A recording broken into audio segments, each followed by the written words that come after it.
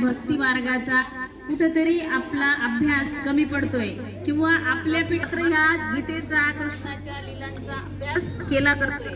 कृष्णाच्या ज्या लीला आहेत आपण भरपूरदा पाहिलेल्या आहेत, पण दरवेळेस त्या लीला पुन्हा पुन्हा ऐकायला आपल्याला आवडतात, कारण त्या बाल लीलाच तशा करून गेलेल्या आहेत कृष्ण। कालचा जो गोपाळ जन्माष्टमी होती आणि गोपाळ काला, या दोन गोष्टींचं गीतेमध्ये फार महत्त्व सांगितलेलं आहे। गोपाळांना, बाल गोपाळांना त्यांच्या घरी खायला मिळत नव्हतं व्यवस्थित, म्हणून कृष्ण दही चोरून आणायचा। आता त्या लीला सांगायला बसलं तर फार आहेत, पण ऊन पण कडक तापले आणि तुम्हाला त्याचा त्रास होतो आहे। तर ह्या लीला तुम्ही वारंवार पाहिल्यात, ऐकल्यात, त्या गोपिकांच्या माठ फोडणं किंवा त्यांच्या घरी जाऊन चोरी करणं, त्यांच्या वेण्यांना वेण्या बांधणं, ह्या सगळ्या बाल लीला कृष्ण करत होते।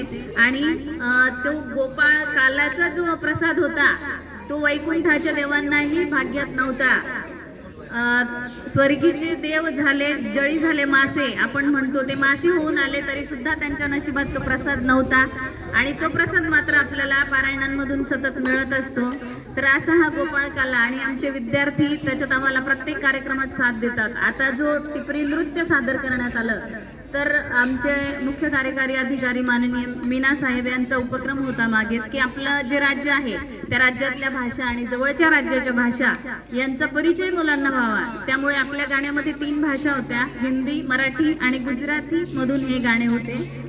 तर या भाषांचा त्यांना काहीच फरक पडला नाही नाचताना. त्यांनी अगदी मनसोक्त आनंद घेत त्याचा अर्थ काही असो पण त्या तालावर त्या नाचल्या आणि ते शब्दही त्यांनी पाठ केले. अशा पद्धतीनं हा जो हेतू होता की बाजूच्या राज्याच्या भाषा आपल्याला कळाव्या तो अगदी साध्य झालाय. आता मी बोलत बसण्यापेक्षा तुम्हाला गवळणी ऐकायची तुम्ही वाट पाहताय असं मला वाटतं. आणि सकाळीच आमचं बोलणं झालं होतं एका भगिनीचं की सकाळी पाऊस पडला पाहिजे थोडासा म्हणजे हे सगळे मंडळी थांबतील आणि तुमच्या कार्यक्रमाला येतील. तर कृष्णाने आमचं बोलणं ऐकलं, सकाळी पाऊस पडला. सकाळी असा पाऊस होता की असं वाटत नव्हतं दिवसभर उघडेल आणि आता कडक ऊन पडलंय. आमच्या मेहनतीला आणि आमच्या विद्यार्थ्यांच्या मेहनतीला निसर्गाची साथ लाभली आहे. तर आता पुढचे सूत्र मी सरांच्या हातात देते.